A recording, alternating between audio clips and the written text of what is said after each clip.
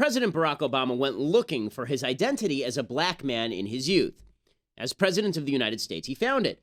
The way he found it was by polarizing America along racial lines between black and white. After turning what could have been a unifying presidency for the country into a wedge with which to divide black and Hispanic Americans from whites, President Obama reaped his reward on Saturday night when alleged comedian Larry Wilmore called Obama his N-word. Wilmore, hosting the White House Correspondents' Dinner, explained that throughout the Obama administration, he didn't care about Obama's policies, he only cared about the color of his skin. What he said was, quote, "Mr. President, all jokes aside, let me just say how much it means for me to be here tonight. I've always joked I voted for the president because he's black. People say, do you agree with his policies? And I always said, I agree with the policy that he's black. As long as he keeps being black, I'm good. They'd say, what about Iraq? And I'd say, is he still black? But behind the joke is a humble appreciation for the historical implications for what your presidency means, yada, yada, yada." He says, a black man was not thought by his mere color not good enough to lead a football team way back when. And now, to live in your time, Mr. President, when a black man can lead the entire free world, words alone do me no justice. So, Mr. President, if I'm going to keep it 100% Yo Barry, you did it, my N-word. You did it. Now, here's the deal. Normal people would find this offensive. If anybody suggested that Donald Trump's policies don't matter because, hey, he's white, then we would call you a racist because that would be racist. Obama found this whole routine perfectly acceptable. Not only did he laugh his way through it, the White House actually said today Obama, quote, appreciated the spirit of Mr. Wilmore's expression Saturday night. Josh Earnest said, quote, I'm confident Mr. Wilmore used the word by design. He was seeking to be provocative. Any reading of his comments made clear he was not using the president as the butt of a joke. Right, that's the point. He wasn't. He was offering racial fealty to the president by calling the president authentically black in the leftist parlance, which means using the N-word, and Obama just sat there and lapped it up. Is it any wonder that Obama did, given the fact that in Dreams from My Father, he talked about his racial ambivalence, his longing for acceptance, his attempts to find a place in the black world? In the introduction to that book, Obama wrote, quote, when people who don't know me well, black or white, discover my background, and it is usually a discovery, for I ceased to advertise my mother's race at the age of 12 or 13, when I began to suspect that by doing so, I was ingratiating myself to whites. I see the split-second adjustments they have to make, the telltale searching of my eyes for some sign. Obama found acceptance in the end by engaging in activism in community organizing black communities. He's extended that to the presidency, where he's legitimated black criminals like Michael Brown and justified riots in Ferguson and Baltimore and sicked his DOJ on non-racist police departments. And now he's finally earned the greatest prize. He is Larry Wilmore's N-word. So it was all worth it, apparently. Maybe for him, but not for the Americans who rely on the president to look beyond racial solidarity to govern. To those Americans, Obama couldn't be more of a disappointment. I'm Ben Shapiro. This is The Ben Shapiro Show. Tend to demonize people who don't care about your feelings. So, here we are, and it is the day of the Armageddon. It is upon us. I think that Ted Cruz is going to get schlonged as President, as President Trump, as Donald Trump would put it. It's going to get ugly for Ted Cruz, and Donald Trump will now likely be the nominee. And so here's a quick preview of the show tomorrow. This is just a quick preview of what the show is going to be like tomorrow. Clip 1. This is just what it's going to look like tomorrow morning. We finally really did it. You maniacs! You blew it up! Oh, damn you! God damn you all to hell! Yes, that's pretty much it right there. That's pretty much how the show's going to go tomorrow. So I hope that, so just prepare yourselves. If you think we've been bleak so far, there's a whole nother level to that down escalator. I mean, we are just going to go all the way to the bottom because Donald Trump's a disaster. For people who don't think that Donald Trump's a disaster, today was another, I have to say. Okay, so in Deuteronomy, it says, in Deuteronomy 28:67, it says that each morning you're gonna think, I wish it were last night, and each night you're gonna wish it were the morning. That's how bad things are gonna be should you break your covenant with God. That is the Trump covenant, okay? We go to sleep thinking the Trump campaign can't go any lower, and then we wake up the next morning and we go, boy, you remember when the Trump campaign was so elevated last night? You remember that? Well, today, Trump issued his latest botched partial birth abortion of a thought. And it was that he was very upset because Ted Cruz's dad, Raphael, he's a preacher, and so he preaches. So he goes out there and he says that If you want to vote right, you vote as God would want you to vote, and that means voting for Cruz and not like Trump. Okay, fine. He's a preacher. This is what he does. Here is Donald Trump's response to that. I implore, I exhort every member of the body of Christ to vote according to the Word of God and vote for the candidate that stands on the Word of God and on the Constitution of the United States of America. And I am convinced that man is my son, Ted Cruz. The alternative could be the destruction of America. Does that resonate with the folks there in Indiana? I think it's a disgrace that he's allowed to do it. I think it's a disgrace that he's allowed to say it.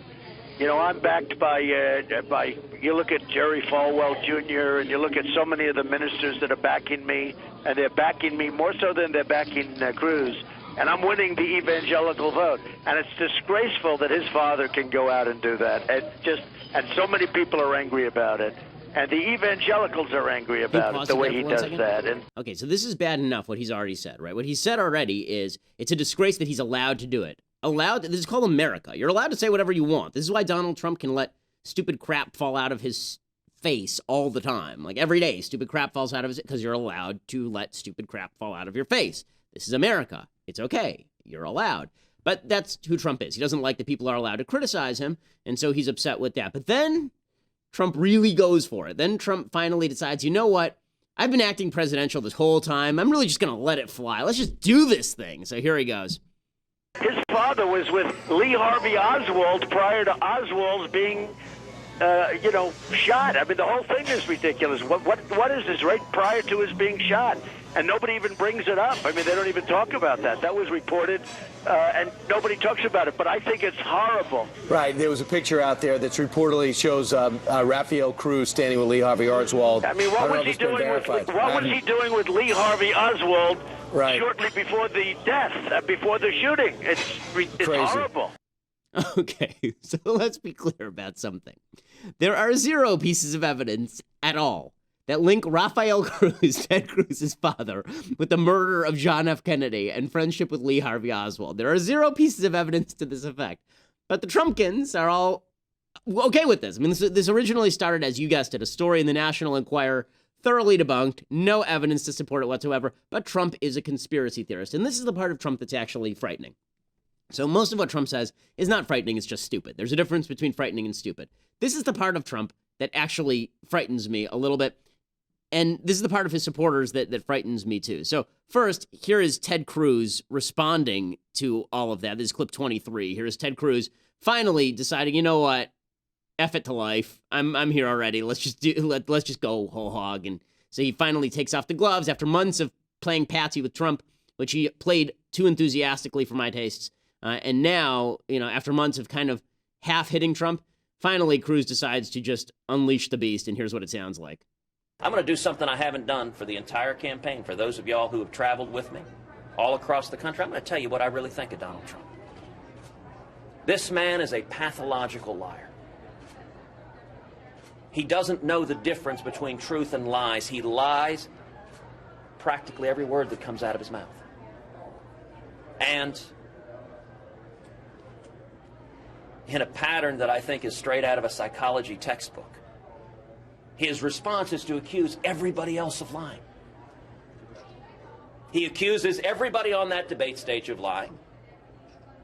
And it's simply a mindless yell. Whatever he does, he accuses everyone else of doing. The man cannot tell the truth, but he combines it with being a narcissist. A narcissist at a level I don't think this country's ever seen. And this, of course, is perfectly true. Everything he's saying right there is perfectly true, but it doesn't matter. And the point is that it really doesn't matter, because in the end, the people that Trump is catering to, the reason he can trot out all these conspiracy theories is because the people he's catering to like the conspiracy theories, which I'll explain in a minute. First, a quick history lesson on Donald Trump's conspiracy theory. So first you have the conspiracy theory that Ted Cruz's father was somehow involved with the assassination of JFK, or blew up the Hindenburg, or killed Jimmy Hoffa or something. Then, if you go back a few debates, you remember Donald Trump's conspiracy theories with regard to Iraq. So here's what he had to say about Iraq.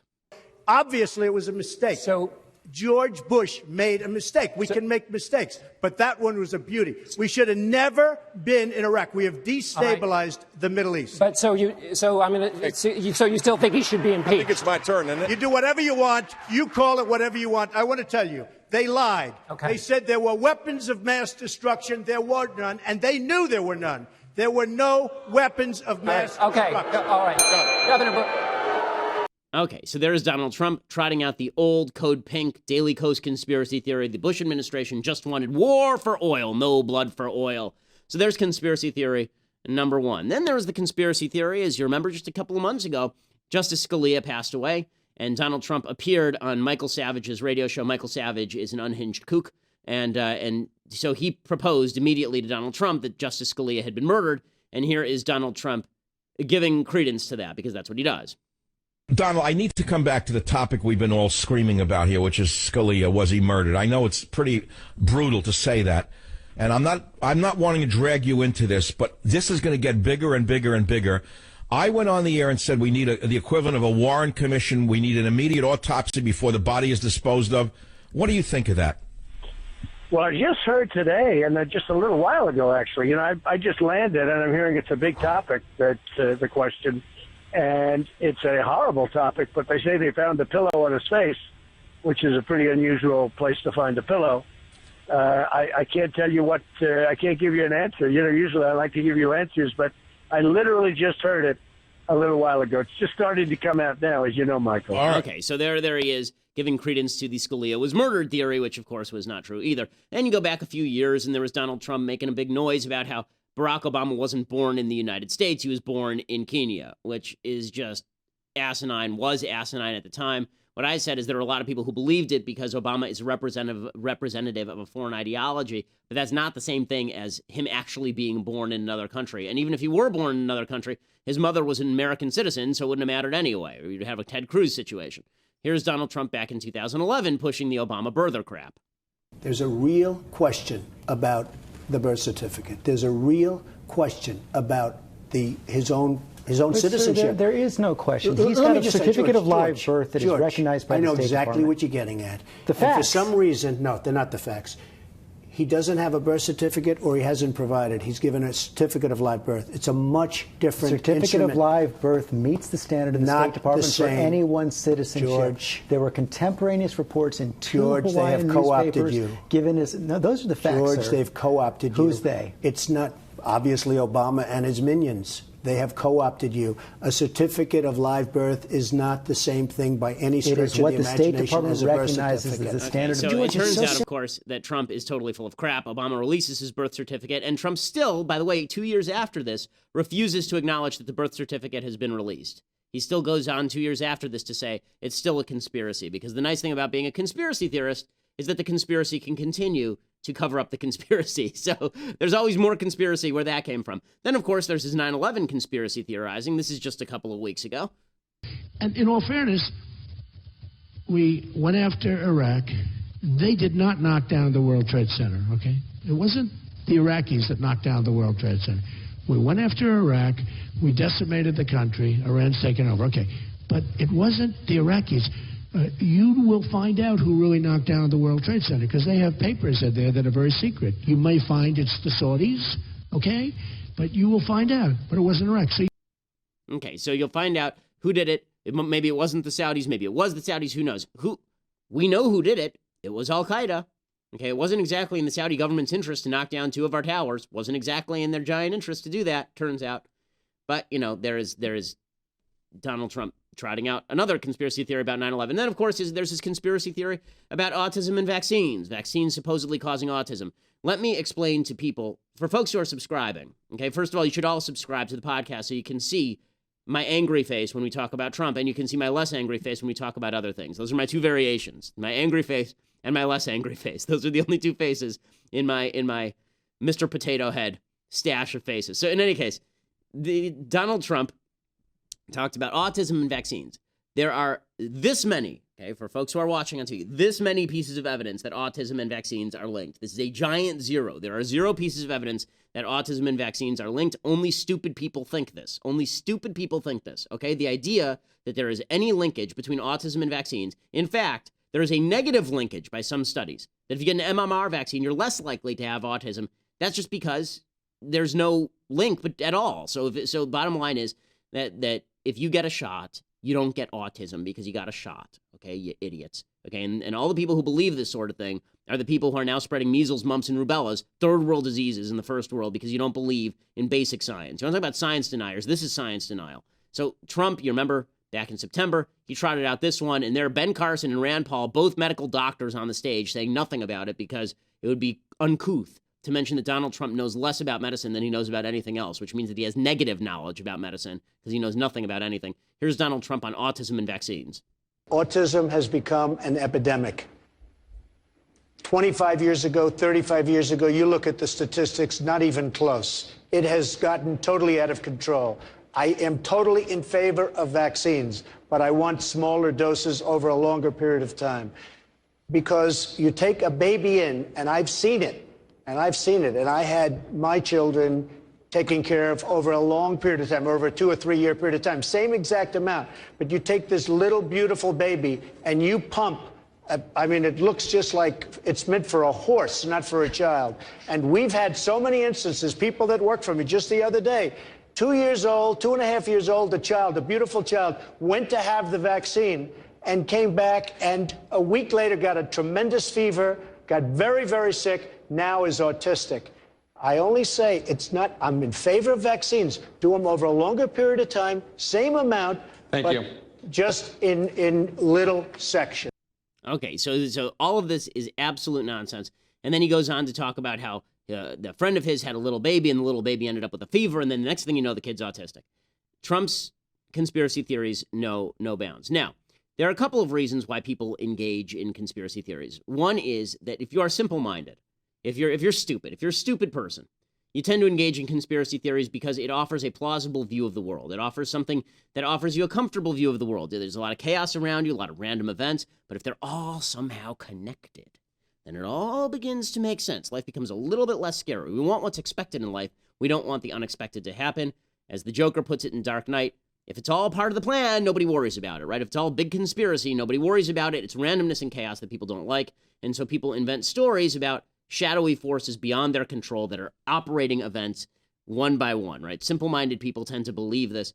Religious people say that God has a plan for the universe, but simple-minded conspiracy theorists say that there are evil human forces that are controlling all of these things. So that's one reason. The other reason is that it's very comforting to believe in conspiracy theories. If you're somebody who is economically downtrodden, if you're somebody who's made bad life decisions, if you're somebody who's poor or is not succeeding, if you're somebody who's angry, then the easiest thing to do is to blame an external force for that. So President Obama has done this very well for Black Americans, right? White privilege. White privilege is driving all of the problems, institutional racism, the evils of the American DNA. That's why you're poor. That's why you went to jail. That's why so many bad things are happening to you and people who live next door to you, right? It's these evil, shadowy conspiracy forces. Hillary Clinton does the same thing. Going all the way back to the 90s, it wasn't that Bill Clinton was a sexual pervert. It was that there was a vast right-wing conspiracy out to get Bill Clinton. And now Hillary does it about the patriarchy. There's this evil conspiracy of men, those evil penis-ridden humans, and they're out to get all of the people with the vajayjays. And it's just imperative that we elect Hillary Clinton and give her all the power in the universe in order to fight the evil conspiracy. Trump does the same thing. He does the same thing. He says to his people, okay, you're out of a job. I have a conspiracy theory. It involves China stealing your jobs and raping you, right? If you are having an economic hard time, that's not because maybe you need to broaden your skill set. Maybe you need to move out of that downtrodden manufacturing town in the middle of nowhere. No, what's really happening is that evil forces, nefarious globalization is going to take everything you own, and I will stop it. This is the tenor of the entire Trump campaign is one giant conspiracy theory. Big shadowy forces out to get you.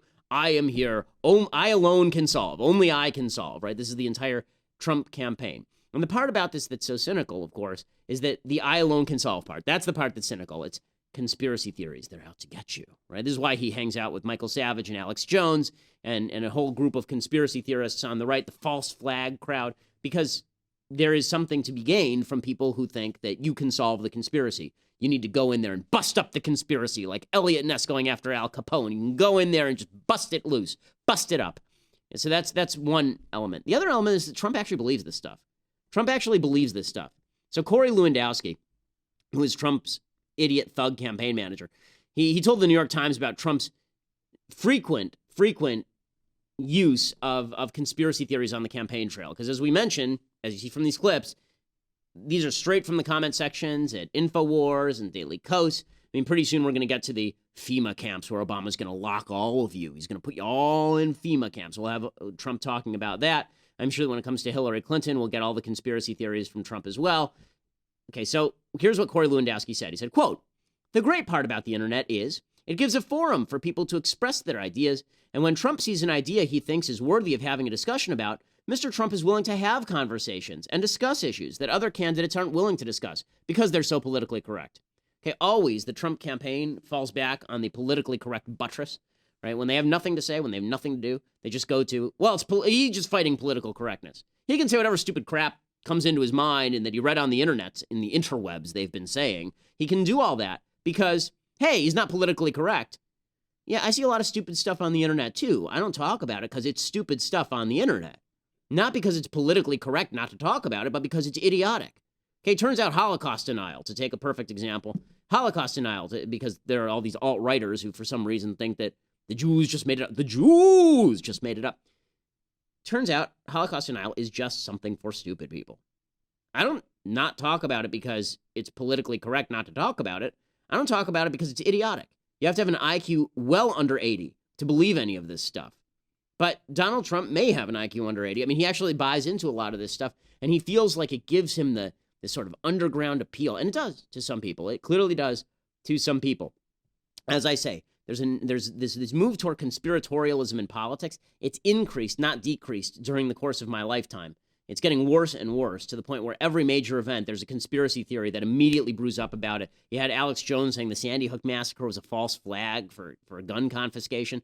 Turns out it could just be a crazy guy shooting up a school, and then the left could use it for gun confiscation. But pretty sure that the piece of garbage, Adam Lanza, who went in and shot all those kids, wasn't in the pay of George Soros. But it's all about the conspiracy theory because that offers you a convenient enemy, and it offers you a way to explain away all the terrible things that happen in the world. It's not that a terrible thing can't happen to you unless you're being targeted, is what the conspiracy theorists say. And therefore, if you elect somebody who will prevent that targeting, your life will just be a giant bed of roses. And this is what you get from the Trump core support. So there are two groups of Trump supporters at this point.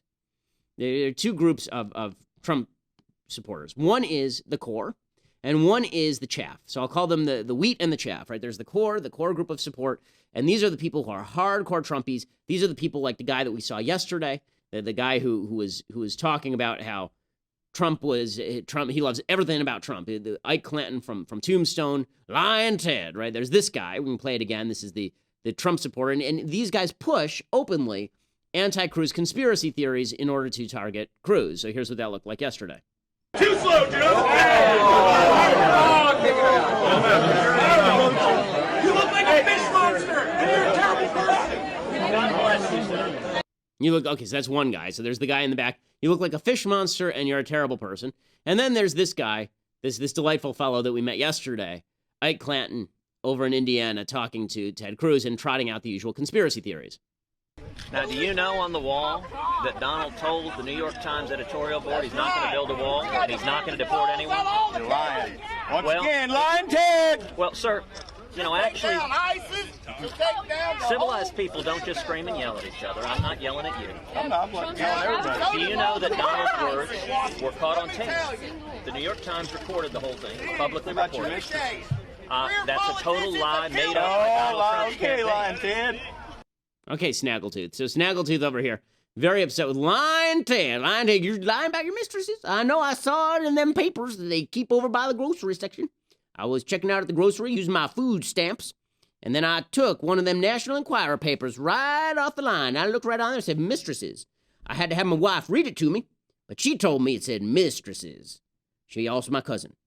So you got this dude over here doing this routine, and this is the Trump hardcore base. So there's always, whenever you have a demagogic leader like Donald Trump, a demagogue like Trump, there's always this hardcore base of support. And I mean, it's relatively small. It's this group of people who think, you ask, what do you like about it? I like everything. everything. He is a sexy man. They just love everything about Trump. And then you have the Trump chaff. And the Trump chaff are the people who are sort of mainstream, but have now fallen into the sway of the Trump movement because they feel like he's the best to stop the Trump opposition. So these are the people who look at Trump and they say, okay, he has a hardcore base of support. Now he's the only one left. As the field is winnowed, he's gained support from the establishment.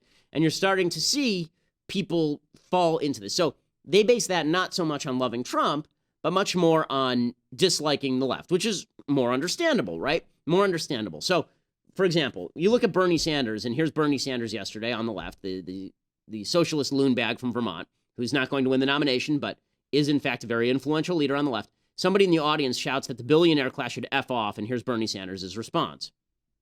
To tell the billionaire class and the corporations.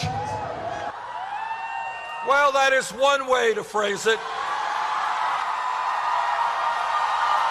It's hilarious. Yeah, screw rich people. Woo! I myself am constrained. I can't quite phrase it like that, but that's not bad. Okay, that's not bad. So people look at Bernie Sanders and they go, okay, well, at least Trump ain't that. So I guess I'll buy into that, right? This is the people who are now joining the Trump movement, jumping a little late onto the bandwagon.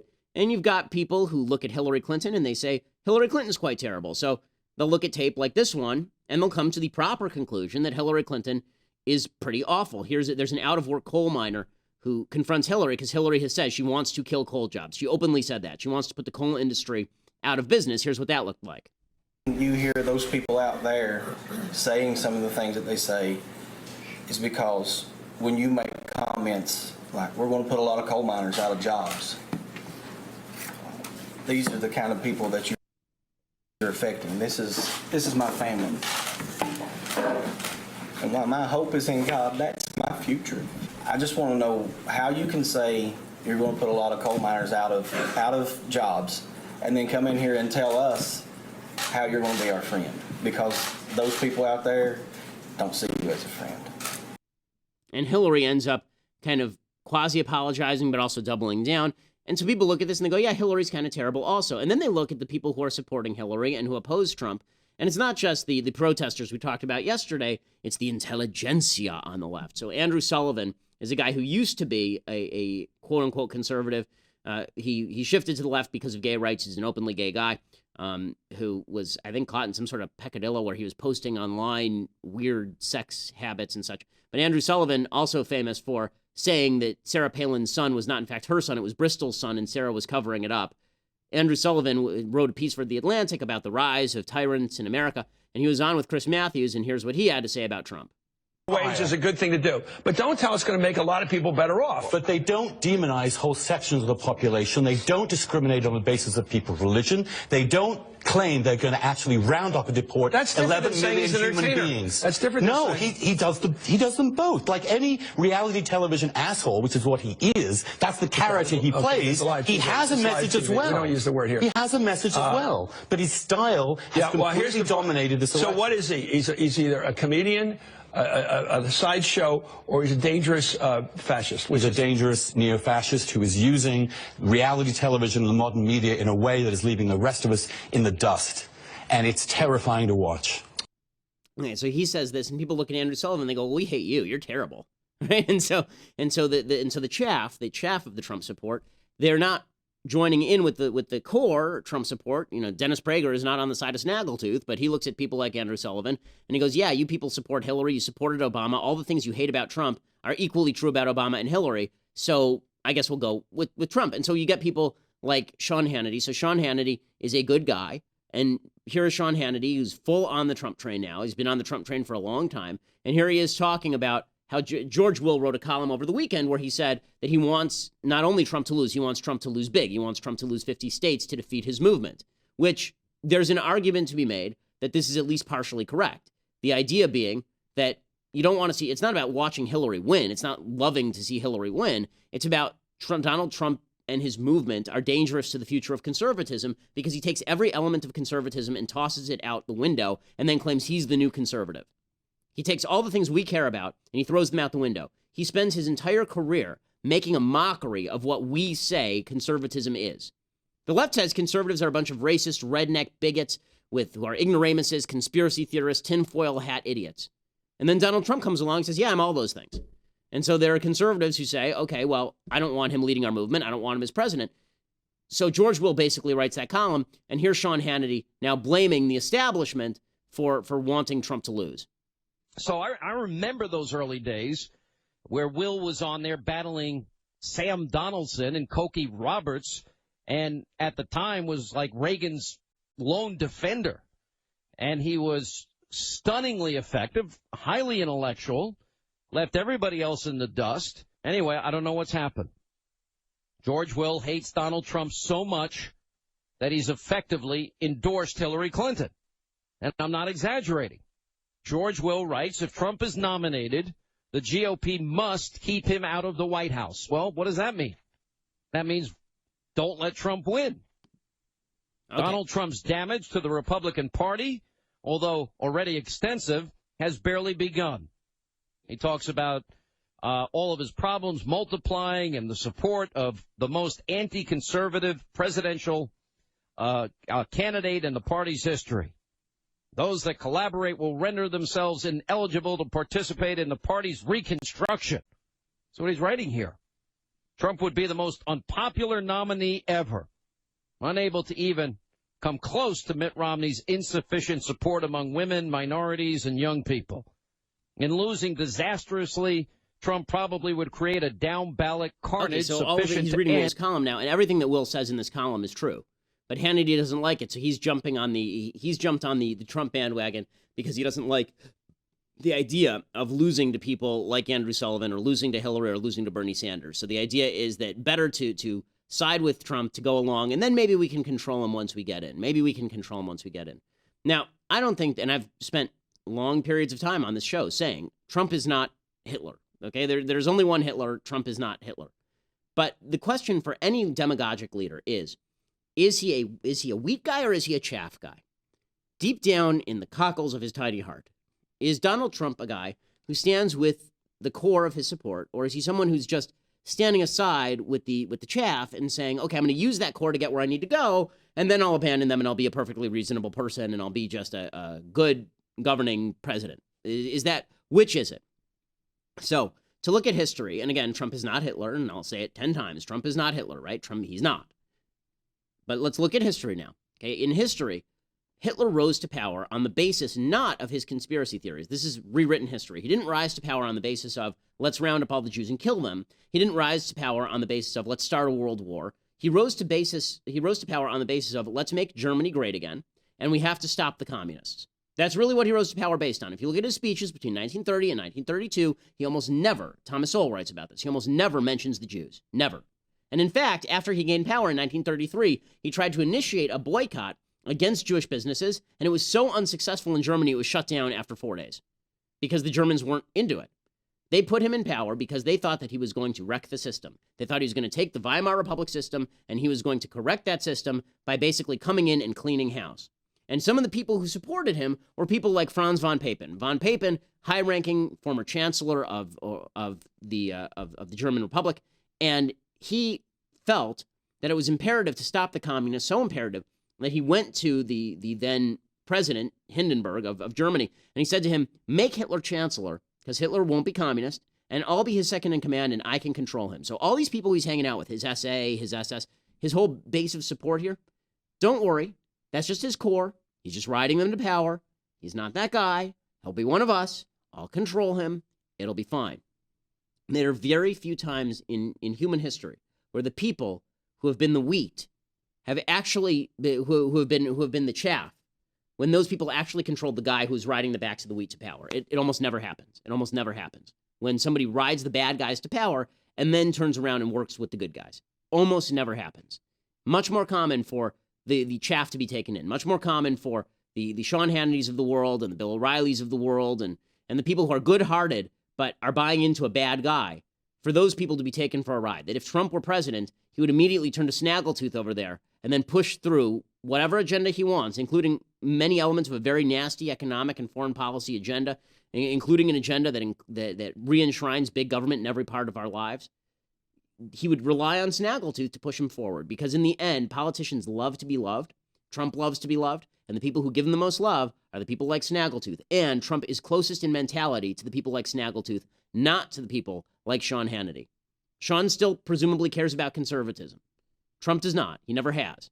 He just likes to say conservatism. So who's being taken for a ride? One of these people, one of these groups being taken for a ride. It's either the core or it's the chaff. So if you think that that Donald Trump saying all this crap from the National Enquirer about Ted Cruz's daddy, if you think that that's just him taking his core for a ride, it's him being super intelligent, just playing those guys, then by all means, jump on the Trump train. He's too smart for all of us. If you think that the real Donald Trump is the guy who reads the National Enquirer and then airs those rumors, if you think the real Donald Trump is the guy who actually believes vaccines cause autism and believes 9/11 was basically a quasi-inside job and believes that Iraq was just a giant lie perpetrated on the American people to waste American lives and kill American soldiers, if you believe all those, if that's what you think Trump is, then you shouldn't be surprised when it turns out that he's a bad, bad president and a very scary guy to boot with a huge base in his core, and his core are a bunch of nasty ignoramuses who are relying on him to be their shield, the shield between the giant evil conspiracy out there somewhere in the ether and their own bad lives. They're relying on him to save them. That's a very, very scary phenomenon. It's bad on the left, whether it's Hillary or Obama, and it's really bad on the right, too. Okay, time for a couple of things I like, and then some things that I hate. So, a couple of things I like. First of all, my sister, who loves to read comics, she gave me a Captain America. I think this came out in 2011. And she picked it up in like the bargain bin. It is Captain America #1 from Ultimate Comics, and it's really quite good. It's the basic premise is Captain America, while he was asleep, the U.S. government created a second Captain America named Frank Sanders, and Frank Sanders was placed into Vietnam to fight on behalf of truth, justice, and the American way. And basically, he goes full Kurtz. He goes native. And so now he's back, and he wants to fight the original Captain America because he wants to disillusion him about how America's great. He captures him, and he lectures him about, here's what you missed while you were gone, right? You missed Nixon, and you missed Cambodia, and you missed Laos, and you missed Indonesia, and you missed all this stuff. Here's all the bad things that happened in America that you missed. You have this old antiquated version of America, this vision that America's a great place, but you missed all this stuff while you were asleep, and so you have to pay, as the symbol of America, you have to pay the price. And it's a pretty good comic, and then the payoff is really good. The payoff, the very end of it, is terrific. The payoff is great. So that's Captain America #1, Ultimate Comics. Okay, second thing that I like, I just finished over the weekend, Thomas Sowell's Black Rednecks and White Liberals. I mentioned it to you earlier in the context of the rise of Hitler to power and what was Germany an aberration? Was the Nazi era an aberration, or is there something inherent to the German philosophy and to the German people that causes them to be violent? And it's a fascinating essay because the tendency for everybody, the tendency for all of us, is to say, when bad things happen, those people are an aberration, right? Those people are they're monsters. This is why people use the word monsters. I don't like using the word monsters because there are no such things as monsters. Monsters don't exist. They don't live under your bed. They're not in your closet. And they didn't exist in Nazi Germany. They were people. And people are capable of tremendous evil. And the line between slipping from good into evil is actually very, very thin. And the hill is really steep. So once you take one step, boom, you're right down that hill. And what Sowell says, and this is why I'm so worried about the Trump movement, is that once you have a people that is accustomed to tyranny, basically, and they're willing to hand power to someone on the basis of making X great again, and they're willing to overlook all of his flaws, don't be surprised when things start to go badly. Don't be surprised when people just kind of go along to get along, because after all, Hitler made made the Autobahn and Mussolini made the trains run on time. So it's a really good book, Black Rednecks and White Liberals. The title of the piece, the title of the book, is predicated on an essay that he wrote about why black culture, ghetto culture is what he calls it, why ghetto culture is more violent and where the high rates of single motherhood come from. And his theory is basically, it doesn't come from genetics and it doesn't come from Africa. It comes from a white redneck culture that prevailed in the South and was predominant in the South, and actually comes from border areas in Britain, from Scotland and Ireland. And the people who inhabited the South were very different from the people who inhabited the North. Slaves brought over to the United States grew up not just as slaves, but also grew up in this milieu of tribal, almost tribal Highlander stuff.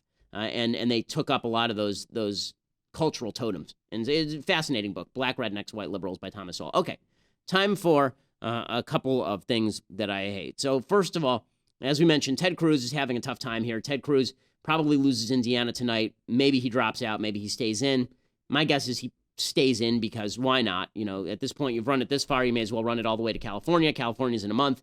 Who knows? There could be some sex scandal with Trump screwing a horse or something, and suddenly you're the only alternative and you're the nominee. So he'll probably stick it out. But realistically speaking, if none of the crazy things Trump has said or done are preventing him from the nomination, it would have to be at least a stable of wild horses to make any difference at all. Any scandal it would have to be an underage horse, maybe an underage male horse. They would have to we'd have to get real specific in order for this scandal to have any impact. So Cruz is now kind of letting the cat out of the bag. He's very upset, understandably so. He's a constitutional conservative, and he's getting ripped. Here is Ted Cruz being called, going after Fox News for pretty overt support of Trump. There is a broader dynamic at work, which is network executives have made a decision to get behind Donald Trump. Rupert Murdoch and Roger Ailes at Fox News have turned Fox News into the Donald Trump network. 24/7. Now, Rupert Murdoch is used to picking world leaders in Australia and the United Kingdom, running tabloids. And we're seeing it here at home. Well, the consequences for this nation. Media executives are trying to convince Hoosiers, trying to convince Americans the race is decided. Okay, you have no choice. So the race, is going to be decided tonight. But, what he's saying about Fox News and the problems within Fox News, those are very real concerns held by a lot of conservatives. It's why they've lost some credibility in particular shows, and it's sad. Okay, the other thing that I hate, and I think it demonstrates actually what I've been talking about in terms of the base of core support for Trump, which is almost this fascistic worship of Trump. There's this video, and I have to say, this is an accurate depiction of my abs, by the way. I have been working out, and I am absolutely ripped. But this is a video put out by the oxymoronically named Aryan Wisdom. And the Aryan Wisdom account on YouTube has now put out a video. It's a parody of 300, in which apparently I play a prominent part. I have to admit, I'm sort of flattered. And what's amazing about this is just to set the stage. Leonidas is Trump, obviously, because he's the great God King. And then the Persian King is George Soros. All right. And then the messenger who gets kicked down the well, as you'll see, is Barack Obama. So this should earn this guy a visit from Secret Service, I would assume, because you're not supposed to make material in which you posit the death of the President of the United States. And Ted Cruz is the hunchback, right, who's selling out to George Soros, of course, because clearly Ted Cruz and George Soros are in league with each other. Clearly. People who believe this stuff are so unbelievably stupid. I mean, they're Phineas Gage level, stovepipe through the head level stupid. I mean, it's amazing. So they believe Ted Cruz is in league with George Soros. I'm in league with Barack Obama. I'm in league with Barack Obama in this one. In fact, I'm one of his messengers, which is really exciting. I'm so glad to have been put in that context. And there's some other prominent characters, but basically, you're about to see me get killed on screen. So for all of the people who are followers of some of my quasi friends / quasi enemies on Twitter, I hope you'll enjoy this little clip from whatever this monstrosity is called. 300, Making America Great Again, I guess is what they call this. We're going to win. We're going to win it for the people. We're going to win it for our country. We're going to make America great again.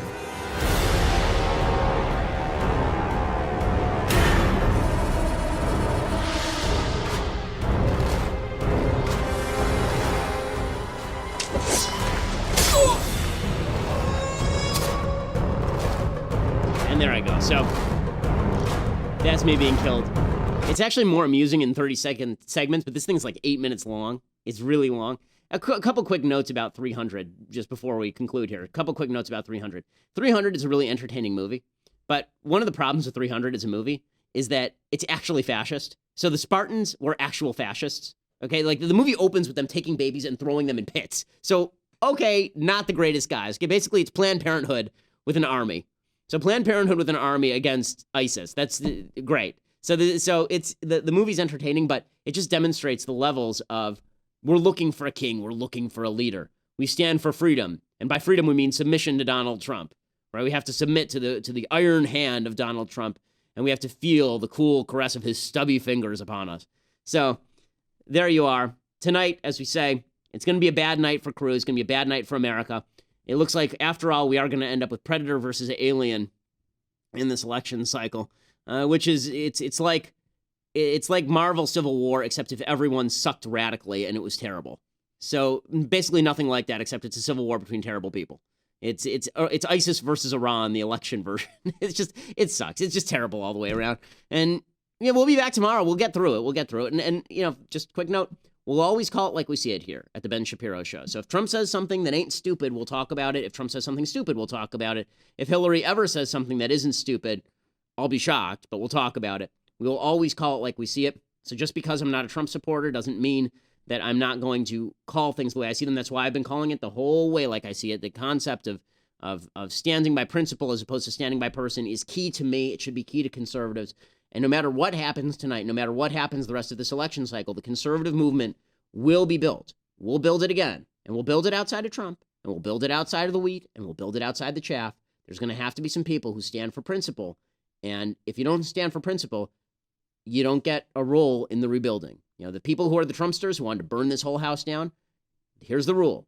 You broke the Republican Party, you bought the Republican Party. This is your baby now. This is your car. If you drive it off the cliff, that's on you, gang. But we're not going to do that. We're going to rebuild a brand new car, and it'll be a better car. And in the end, that's the car that's going to end up pulling America. We'll throw the sucker into full reverse. That's the car, that's the machine that's going to end up saving the country, not this pathetic Trump Mad Max devil machine that is pulling us toward a terrible end and toward Charlize Theron in a shaved head. I'm Ben Shapiro. This is The Ben Shapiro Show.